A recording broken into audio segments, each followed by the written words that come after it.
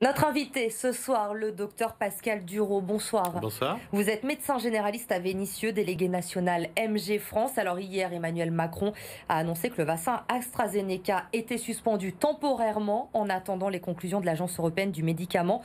Vous comprenez ce principe de précaution? Non, non, je veux dire qu'aujourd'hui, j'ai fait le tour de tous les médecins de ma ville, de Vénissieux. Aucun médecin ne comprend cette décision. Euh, bon, c'est une décision qui est politique, qui est censée L'exécutif veut se protéger en se cas de risque protéger plutôt que de l'exécutif. protéger les patients? Mais si vous voulez, nous on a l'habitude, quand on prend une décision, c'est que si de prendre une décision entraîne plus d'effets secondaires que de prendre l'autre décision, on choisit là où il y a le moins d'effets secondaires.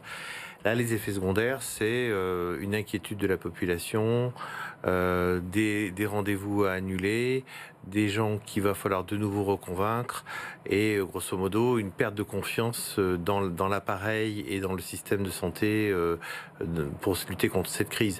On va Donc, revenir dans un instant, docteur, sur ces conséquences. Ce qui inquiète quand même, pour rappeler à nos téléspectateurs ce soir, ce sont ces patients qui ont développé notamment des thromboses avec anomalie de la oui. coagulation. Mais finalement, quand on regarde dans le détail, il y a quand même très peu de cas au vu des millions de personnes qui ont été vaccinées aujourd'hui. C'est-à-dire que si vous prenez le nombre de personnes vaccinées, vous prenez un autre échantillon équivalent dans la population, il n'y a pas de différence significative. C'est ce qu'a rappelé l'OMS, c'est ce qu'avait déjà affirmé l'autorité européenne de santé, et qui avait dit qu'il n'y avait pas lieu de suspendre la vaccination. Donc on a déjà eu ces éléments-là. Donc je pense qu'il y a un petit peu de panique, et voilà. Est-ce que le lien entre ces thromboses et le vaccin, d'ailleurs, est confirmé aujourd'hui? Est-ce qu'on peut en être sûr? Il peut y en avoir un. Mais je veux dire, le problème, c'est qu'aujourd'hui, peut-être qu'on va peut-être éviter un lien, mais on va être responsable de 50 morts en réanimation. Donc, je veux dire, il faut savoir ce qu'on veut. Je veux dire, on ne peut pas convoquer les médecins le dimanche, les infirmiers pour faire de la vaccination dans des centres de vaccination, les faire revenir sur leur congé. Ils ont déjà travaillé 70 heures par semaine. Ils reviennent pour faire de la vaccination volontairement.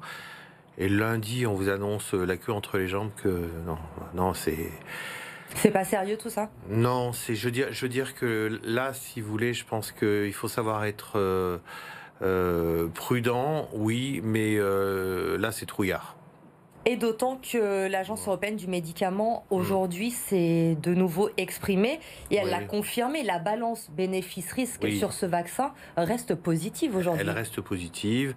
Nous, on a vacciné. Là, aujourd'hui, j'ai fait le tour de tous les professionnels de santé, tous les médecins de Vénissieux. On a déjà vacciné plus de 300 personnes. Il y a eu très peu d'effets secondaires. Je veux dire, par contre, on a dû annuler 200 personnes. Donc, c'est-à-dire que Parce que là, du coup, vous avez annulé les tous les rendez-vous pris rendez-vous sur qui étaient combien de pris temps? sur 48 heures, il y avait 200 rendez-vous qui étaient pris. Parce que, grosso modo, on vaccine lundi, mardi, mercredi, parfois jeudi et parfois le samedi matin. Mais compte tenu des systèmes de livraison, compte tenu du conditionnement avec 10 doses, si vous voulez, grosso modo, la plupart des cabinets qu'on consulte, vaccinent sur les 3 ou 4 premiers jours de la semaine. Et on se laisse le vendredi pour de nouveau repasser les livraisons, recevoir les commandes et revacciner en début de semaine. Que Voilà. vous ont dit vos patients, justement, ceux qui avaient pris rendez-vous quand vous les avez appelés pour annuler? Ils n'ont pas compris. Ils n'ont pas compris. Donc, si vous voulez, quand on comprend pas, après, on perd confiance dans le système. Et aujourd'hui, la confiance dans la vaccination, c'est un élément essentiel. Et je pense que le politique, je comprends qu'il essaye de donner semblant. Vous savez, on a reçu, la directive de la DGS que hier soir. C'est-à-dire que hier après-midi, on a continué à vacciner.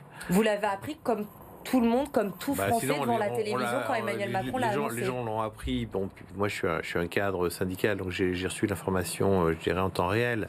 Mais la plupart des médecins ont reçu l'information hier soir, donc ils ont continué à vacciner hier sans difficulté, quoi. Et je dirais même qu'il y a des médecins qui l'ont pas reçu, qui aujourd'hui disent bon, moi, tant que j'ai pas un texte officiel, ben, je continue à vacciner. Il y en a un Vénitieux qui a dit oula, j'en ai déjà vacciné 100 depuis 15 jours, c'est pas ça qui va m'arrêter, et il continue à vacciner. Alors, je veux dire, voilà. Et je pense que bon, même si la plupart ont arrêté de vacciner pour respect de la consigne, mais je veux dire que on en arrive à des ordres qui sont incohérents, qui se suivent, des stops, des go, des... Et vous l'avez dit aussi, vous l'avez évoqué, il y a cette confusion qui naît auprès des Français aussi aujourd'hui. Il y avait déjà des craintes sur cette AstraZeneca. Les patients là, faut tout recommencer. Ne comprennent pas, franchement. Voilà, donc nous, je veux dire, on vaccine pas comme ça par-dessus le bureau lorsqu'on voit les gens. Généralement, on a discuté avant, on a pesé avec les gens, on leur a expliqué les bénéfices, les risques, ce qu'on en attend, le comportement et donc aujourd'hui, de grâce, laisser travailler les médecins. Je veux dire, messieurs les politiciens, ça suffit. Qu'en est-il, docteur, pour les patients qui ont déjà reçu une dose d'AstraZeneca? Il en faut 2 pour que le vaccin soit efficace. Non, tant que c'est suspendu. Le vaccin est efficace à 70% après la première dose de vaccination au bout de 2 semaines.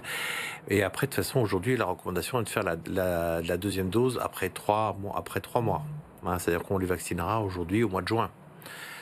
Ceci dit, celui qui peut vous dire aujourd'hui quelle sera la situation au mois de juin concernant le Covid, il est très très fort. Il faut l'embaucher tout de suite au gouvernement, lui, parce que là, il a vraiment besoin. Il y a des variants qui arrivent. Peut-être qu'on sera obligé d'avoir des variants dans les vaccins. Et peut-être qu'au mois de juin, on vaccinera avec des vaccins légèrement variants. C'est impossible de prévoir. Donc aujourd'hui, on est dans une phase épidémique qui est dépassée sur notre région. On est passé de 200 à 300 cas pour 100 000 habitants. On est dans une phase qui est en phase de montée. On a une arme pour freiner la montée, c'est le vaccin. Sinon, c'est le confinement. Donc, je veux dire que la cohérence de cette mesure, elle est incohérente. Voilà. L'objectif, justement, du gouvernement, 10 millions de Français vaccinés mi-avril, pour vous, aujourd'hui, avec tout ce qui se passe, c'est tenable ? Nous, on va faire ce qu'on peut, mais je veux dire, faut savoir quand même qu'aujourd'hui, la plupart des gens, les médecins, ont commencé par être culpabilisés. On leur dit, vous n'avez pas commandé assez tôt au vaccin. Les médecins, même quand ils ont commandé, on n'a pas été livrés parce qu'il faut dire une chose. Il n'y a pas assez de doses. C'est la pénurie. AstraZeneca a réduit ses livraisons sur l'Europe pour des raisons commerciales. La plupart du temps, enfin bon, c'est déguisé de raisons techniques, mais bon, on sait très bien que c'est qui paye qui a les premières doses. Hein. Et donc aujourd'hui, on nous a annoncé que la semaine prochaine, nous n'avions pas de livraison de doses déjà. Donc ça, c'est clair. Donc aujourd'hui, on fonctionne à un jour, une semaine je te livre, une semaine je te livre pas. Prévoir des rendez-vous dans ces conditions-là, c'est extrêmement difficile. Si en plus on a le chef de l'État qui panique. Ça va être compliqué à tout gérer. Hein. En attendant cette vaccination, que le plus grand nombre de Français soient vaccinés, aujourd'hui, la Haute Autorité de Santé a donné son feu vert pour les autotests. Vous en pensez quoi? C'est une bonne solution? L'autotest, c'est compliqué, l'autotest, parce qu'aujourd'hui, l'autotest, il faut qu'il prenne en compte tous les variants. C'est pas le cas.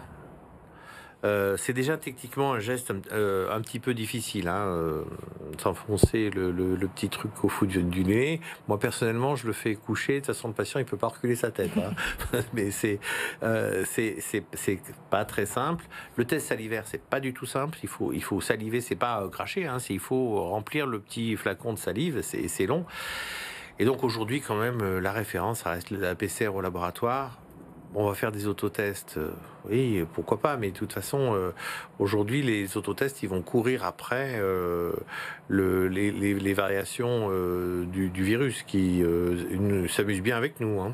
Et il va falloir aussi derrière, évidemment, s'isoler aussi, c'est important, hein, parce que c'est pas tout de se tester, il faut s'isoler. En un mot, rapidement, l'objectif du gouvernement de retrouver une vie quasiment normale mi-avril. Pour vous, quand vous voyez la situation aujourd'hui, c'est un peu optimiste, non? On le souhaiterait, parce qu'aujourd'hui, on voit nos patients qui souffrent. Hein. Je veux dire, vraiment, il y a une souffrance de la population qui est énorme. Cette souffrance, elle est due à l'isolement, elle est due à la perte d'activité, elle est due aux pertes des repères sociaux. Donc aujourd'hui, c'est vrai que tenir la population enfermée beaucoup plus longtemps, ça va être dur. Et en plus, si on ne peut pas vacciner, alors là... très très dur. Merci beaucoup Pascal Durand, en tout cas, d'être venu témoigner ce soir sur le plateau de BFM Lyon.